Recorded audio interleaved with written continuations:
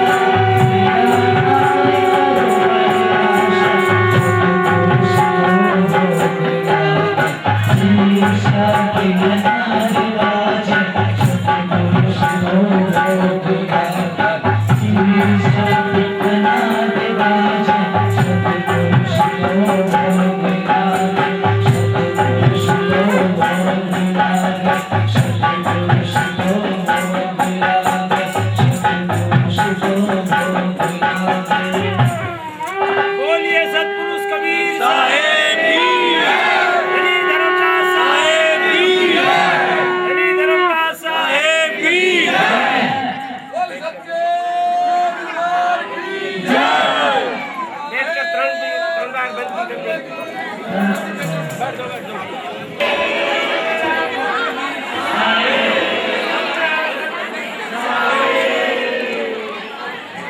सद्गुरु कबीर साहिब की विश्व वंदनीय सद्गुरु कबीर साहिब प्रातः स्मरणीय सतलोकवासी समस्त पूर्व गुरुजन तथा महागुजरात कबीर पंथ समाज के अध्यक्ष पूज्यपाद बापू श्री पंडित चरणदास जी साहिब श्री कबीर योगाश्रम देवड़ी सौराष्ट्र गुजरात जो आज के इस अभूतपूर्व संत सम्मेलन के अध्यक्ष पद को सुशोभित कर रहे हैं। वंदनीय सभी मंचासीन विद्वान महंत संत तथा अन्य सम्मान आमंत्रित विशिष्ट भद्र पुरुषगण, पंथ प्रेमी बंधुओं, मातृशक्ति एवं भावी अपेक्षाओं बच्चों, चिर परंपरा अनुसार श्री कबीर दरबार साहिब गद्दी तीर्थल का धार्मिक गुरु पूजा पर्व प्रतीक वार्षिकोत्सव एवं संत समागम समारोह आज विधिवत समायोजित हो रहा है। पूर्व की अपेक्षा आज का यह पुनीत कार्यक्रम एक दिन पहले प्रायोजित हुआ है और यह भी आप सभी भक्तों के हित और कल्याण को ध्यान में रखकर यह परिवर्तन हुआ है, क्योंकि वास्तव में भगवान की कथा और संत के दर्शन दोनों को अति दुर्लभ लाया गया है। जैसा कहा भी कि सुख धारा और लक्ष्मी पाकी के मिलन, संत मिलन और हरि कथा तुलसी दुर्लभ, और बिन सत्संग विवेक न होई, राम कृपा बिन सुलभ न सोई। परंतु सद्गुरु की दया से आज हम सबकी ये दोनों अपेक्षाएं अभिलाषाएं पूर्ण हो गई।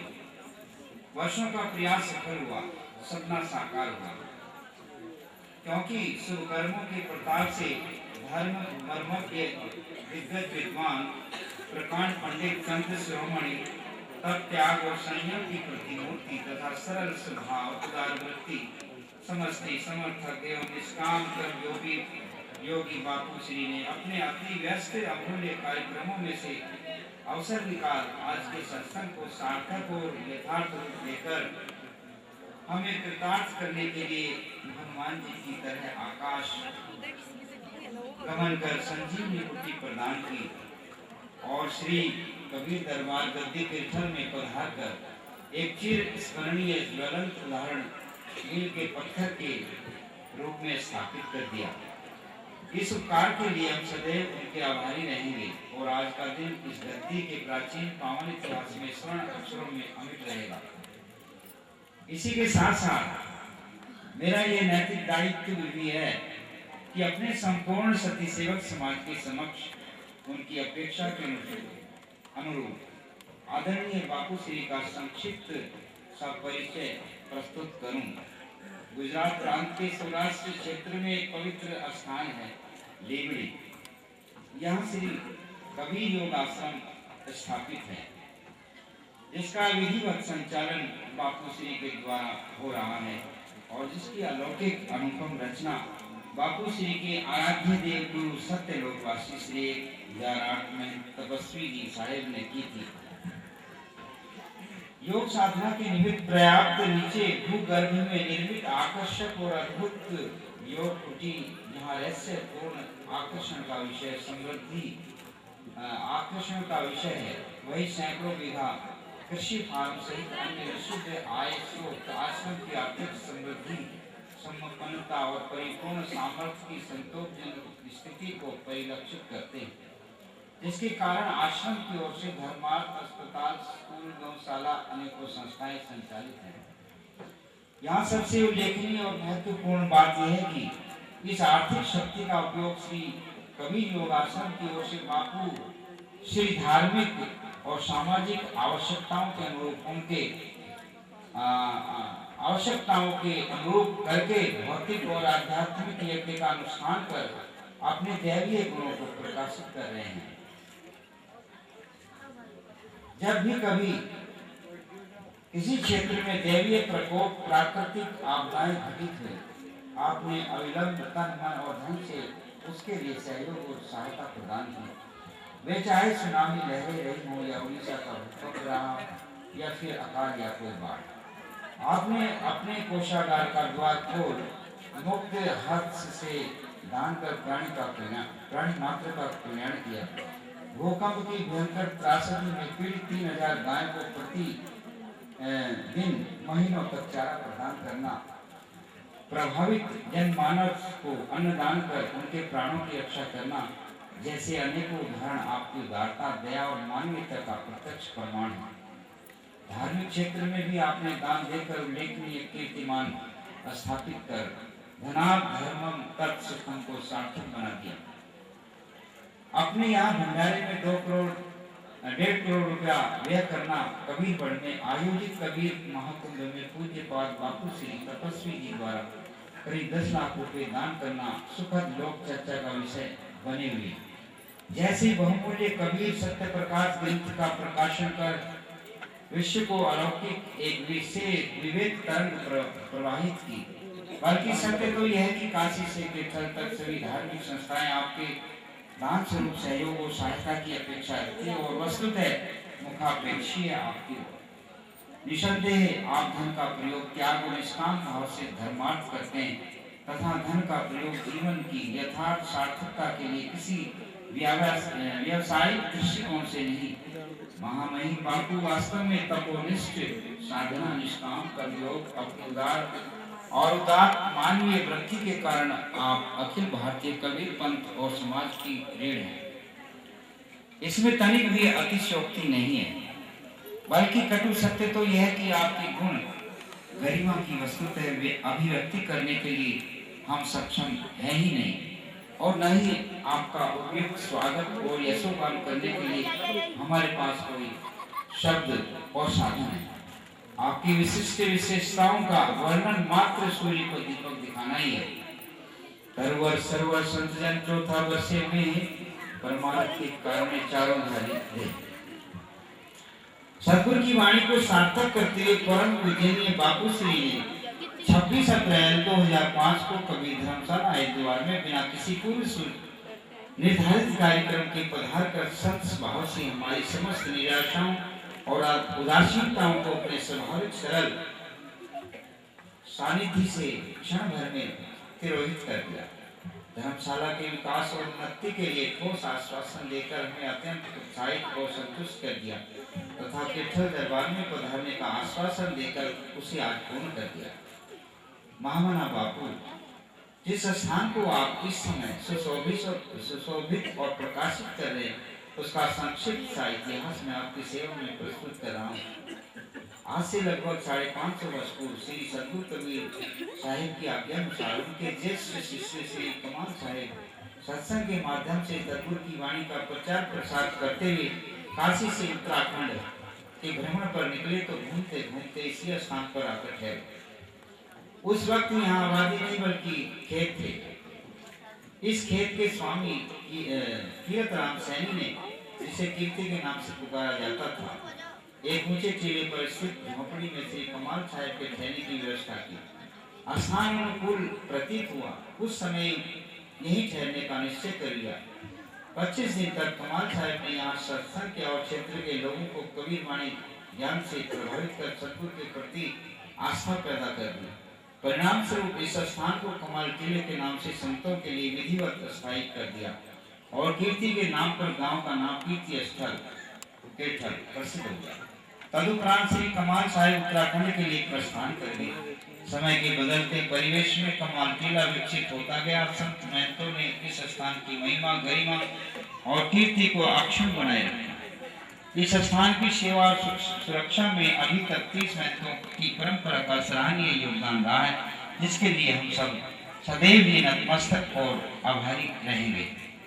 आज से 4 पीढ़ी पूर्व लगभग 100 वर्ष के पूर्व महंत श्री 108 योगीराज पंडित रूपदास साहिब ने इस गद्दी के विकास में 4 चांद लगाकर इसकी शाखाएं लाहौर, जगरावा, तीतरो, हरिद्वार स्थापित कर उत्कृष्ट कीर्तिमान स्थापित कर दिया, जिसका परिणाम यह हुआ कि यह गद्दी पंजाब, हिमाचल, हरियाणा, दिल्ली, उत्तर प्रदेश और उत्तरांचल के कबीर पंथ समाज की अपार आस्था का केंद्र बिंदु, पावन तीर्थ स्थली के रूप में प्रतिष्ठित हो गई।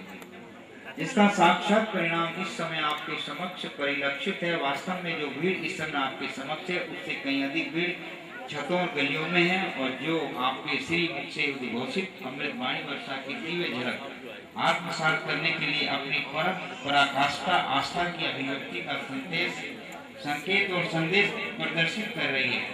पूज्य बापू द्वारा प्रचारित प्रवचन को सुनने के लिए उपस्थित भीड़ तंत्र उत्कंठ प्रतीक्षा में व्यग्र और बेचैन है। इसलिए मेरा एक सानुरोध निवेदन उपस्थित समस्त सभी सेवक समाज तथा अन्य धर्म जिज्ञासु भक्तों से कि अभी कुछ ही क्षणों में हमारे मुख्य अतिथि मुख्य वक्ता आज के इस संत सम्मेलन के माननीय अध्यक्ष संत शिरोमणि महर्षि 108 पंडित चरणदास जी साहेब आपके समक्ष सद्गुरु की वाणी के माध्यम से अपरा और परा ज्ञानामृत चर्चा में से हमें उपकृत करने के लिए उद्देश्य से अभिव्यक्त करेंगे, जिसके लिए आप सभी को धैर्य संयम और शांति बनाए रखनी होगी। शिष्टाचार का आदर्श प्रस्तुत करना होगा ताकि किसी प्रकार की प्रतिकूलता व्यवहार प्रदर्शित नहीं करेंगे तथा सदियों से रूप में प्रचलित पवित्र परंपराओं मान्यता और मर्यादाओं की प्रतिष्ठा के लिए स्थापित आचार संहिता का पूर्ण तरह पालन कर अपनी अनुशासन शासित कार्य शैली का अनुपम उदाहरण प्रस्तुत करेंगे। क्योंकि जिस दुर्लभ दिव्य विभूति से आज आप सदुपदेश का श्रवण करने वाले हैं, ऐसे सिद्ध संत और ऐसे शुभ अवसर स्वप्न में भी उपलब्ध नहीं होते। इसलिए मेरा सुझाव है कि आज के इस समय को पूर्ण सार्थक बनाएं, क्योंकि पूज्य बापू न जाने आज अपने सदुपदेश प्रसारण के साथ आपको आपकी कवि धोती कीर्तन या कवि धर्मशाला हरिद्वार को क्या आशीर्वाद प्रदान करते, ताकि उत्तरी भारत में कवि पंथ की एकमात्र सनातन तीर्थ स्थली का स्वरूप बदल जाए। दरबार साहिब में पधारने इस संत सम्मेलन की रहनुमाई करने तथा समस्त सभी सेवक समाज और श्रद्धालु भक्तजन तथा मुमुक्ष जिज्ञासुओं को आध्यात्मिक कबीर ज्ञान वर्षा से सराबोर करने के लिए मेरी और संपूर्ण सेवक समाज की ओर से संत शिरोमणि पूज्य बापू श्री को सत सत नमन कोटिशय बंदगी लगाई, और दरबार के बहुत हितैषी और बहुत सेवादार रहे, और उनको जो है साहिब में बड़ी आस्था थी।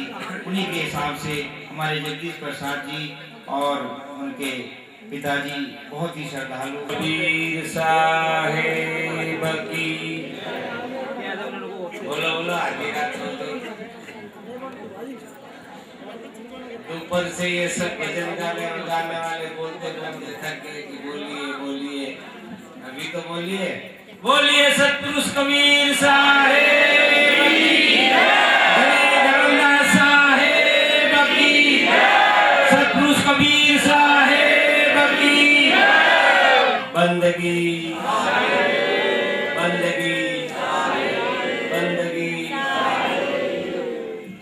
बोलिए सच्चे दरबार की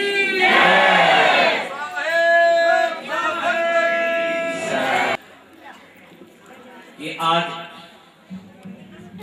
आप सब लोग जो कुछ मन से संकल्प करोगे फिर ज्ञान लीजिए। आप अपने मन से ये अलौकिक स्थल है, जो कुछ संकल्प करोगे आपका संकल्प सद्गुरु की परम दया और कृपा से पूर्ण हो, ऐसी शुभ आशीष है। धन्यवाद है। बोलिए सतपुरुष कबीर साहेब। माताओं को मेरा प्रणाम है, बंदगी साहिब है और आपके नाम सत्य नाम कहियो, यही विधि राखे साहिब, यही विधि रहियो, सत्य नाम सारे पाँच हो।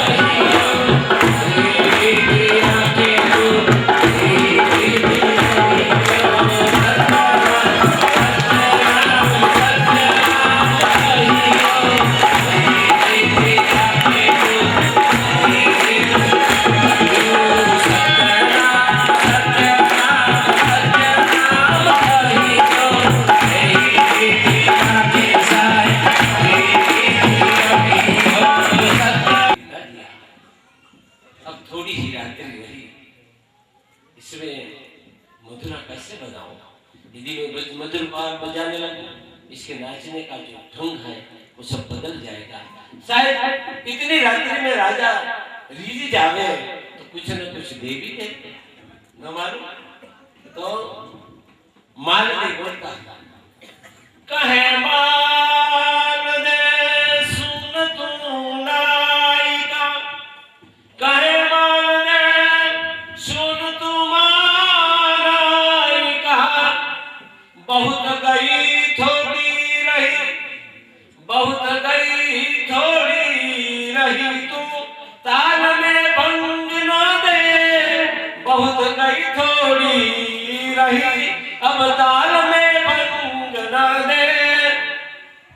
मालदेव ने अपने गाते गाते समय पर यही बात उच्चारण की, आप वृद्ध हो गए, आपकी उम्र पूरी होने जा रही है, आप अभी तक मेरे को राजकुमार भी नहीं बनाते हैं। मैंने सोचा था कि पिता का इस अवस्था में ही पूरा करके मैं राज ले लूं, किंतु मालदेव ने ये बात बोले कि बहुत गई थोड़ी रही, ताल में भंग न दे। इससे मेरे हृदय में ये आया कि मेरे पिताजी की उम्र बहुत बीत गई है, न मालूम अब थोड़ी ही उम्र में हमारे को राजा बना देवे। इसलिए मैं ये विचार को छोड़ दिया, ये जो नट है इनके वचन से मैंने ये विचार छोड़ दिया, इसके मूल्य में मैं राज को भी कम है, इससे मैंने हाथ दे दिया, धन नहीं दिया। माता पिता ने आपको घर से निकाल दिया, तुम खराब चले गए, आपने उसी समय झगड़ा करके बाहर भी निकल गए और बोल भी दिया कि आपकी मृत्यु होगी तब भी हम लोग नहीं आएंगे। शायद सोच लो आपने यही रीति से घर छोड़ दिया है, आप यहाँ से प्रदेश चले गए। प्रदेश में आपको कोई पूछेगा कि आपका पिता का नाम क्या है, क्या आप वहां के प्रधान का नाम ले सकते हैं? क्या बुश का नाम दे देते हैं? नहीं दिया जाएगा। कोई पूछे यदि आपकी माता का नाम क्या है, शायद माँ का मुख देखना आप नहीं चाहते, किंतु माँ का जाया अपनी माँ का नाम भूल नहीं सकता। इनके हृदय में जो माता ने जो पुत्र को जन्म दिया है, वो माता एक जन्म में माँ ही रहती है और पिता पिता ही रहता है। पैसा से माता नहीं मिलती और पैसा से पिता नहीं मिलता। इससे मातृ पितृ की सेवा करना अपना परम धर्म हो जाता है। जो कुछ जिस बात है ये बच्चे आपके शिष्य, आपके शिष्यों ने यहाँ जो कुछ दिया है, आप हाथ में तो लीजिए, पहले लीजिए तो सही। बोलिए सतपुरुष कबीर साहिब, धनी धर्मदास साहिब, परम पूज्य कमाल साहिब की धन धन। ये भूमि है जिस भूमि में अपने सब लोग प्रणाम करके अपने जीवन को धन्य बनाए। फिर सब माताएं बंधु सब आप सब लोग हमारे हृदय में सदा के लिए हैं, हम लोग आपको सदा के लिए याद करते रहेंगे। मैं भी गुजरात में जा करके आप सबका स्नेह और प्रेम को वहां भी बांटते हुए आप सबका प्रेम वहां भी बांटेंगे। अस्तु आप सब परिवार धन धर्म देश संपत्ति से सदा के लिए सुख प्राप्त करें। गुरुदेव आप सबको सदा के लिए सुख और शांति देवे। इन्हीं शब्दों के साथ मेरी वाणी को विराम करते हुए आप सबको बंदगी साहिब। एक बार आप हाथ उठा करके सतगुरु की जयकार लगाए। सतपुरुष कबीर साहिब, धनी धर्मदास साहिब की, परम पूज्य कमाल साहिब की, परम पूज्य श्री ब्रह्मदास जी साहिब की। अब बंदगी कीजिए ने, 3 बार बंदगी पाए लागू बंदगी साहिब, सतनाम पाए लागू बंदगी साहिब, पाए लागू बंदगी साहिब, बंदगी साहिब। करना कि वो स्मृति चिन्ह बापू साहेब को भेंट करे। बोलो सतगुरु कबीर साहेब की, बोलो सतगुरु कबीर साहेब की, धनी धर्मदास साहेब की, धनी धर्मदास साहेब की, 4 गुरु वंश 42 की।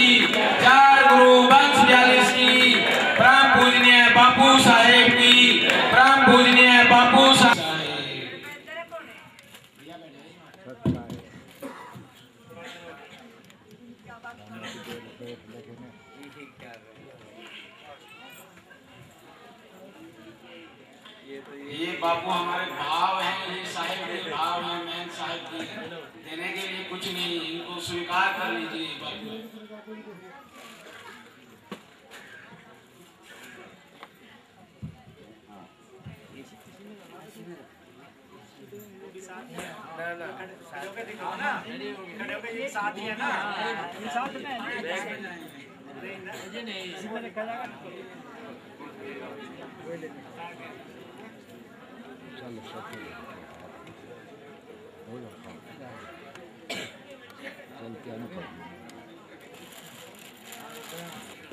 बोलो सदगुरु कबीर साहिब की जय। अभी आप सब बारी बारी से प्रसाद ग्रहण करेंगे और थोड़ा सा लोगों को ही परेशानी होती है, किसी बाहर वालों को नहीं, तो हम उस परेशानी से बचने के लिए एक दूसरे का सहयोग करते हुए हमारे आगे कोई है तो उसको प्रसाद लेने दीजिए, हम बाद में ले लेंगे, ऐसा भाव तो अव्यवस्था न होगी और हम आराम से प्रसाद भी ले सकते हैं।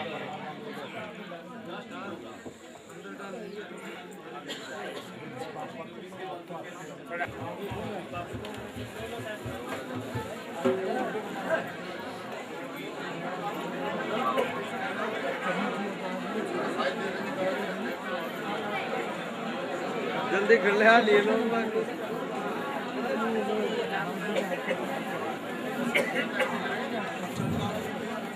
सीढ़ी बनाओ ना। अब वो देखिएगा जो प्रसाद कहाँ से जो सज्जन गैलरी में खड़े हैं, रास्ते में खड़े हैं, वो थोड़ा ये सोचे कि जो प्रसाद ले रहे हैं वो निकलेंगे कहाँ से। जब वो यहाँ से निकले तभी तो वो आगे आएंगे।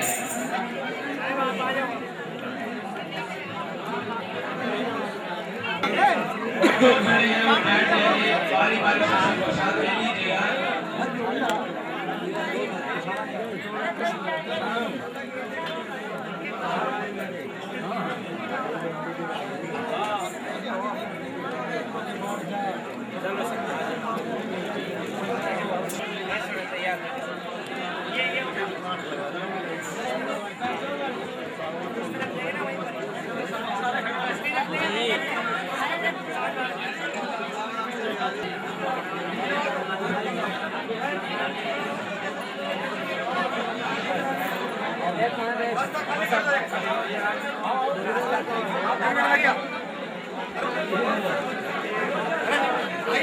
बहुत टाइम है, 50 आदमी खड़े हैं और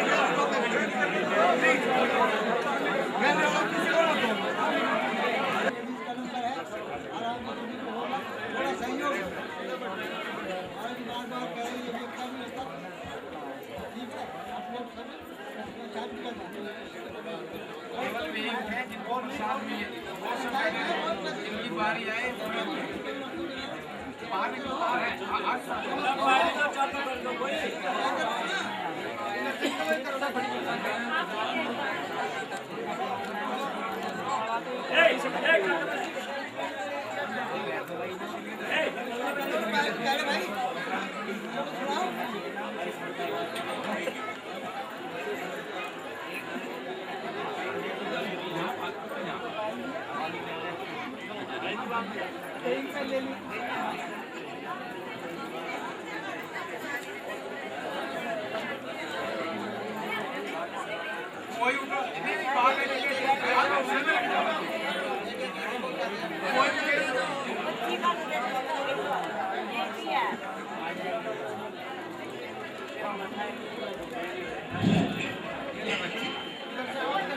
देखिए प्रसाद के लिए वो ही भक्तजन हैं, प्रसाद ले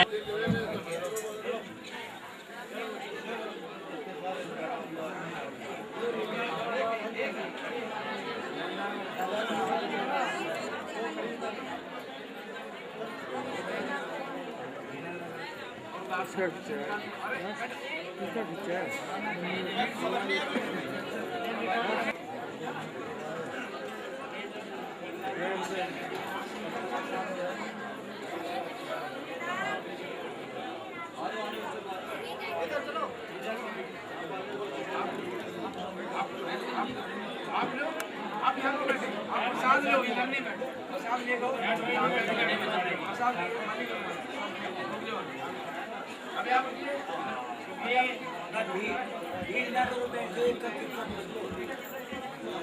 बैठे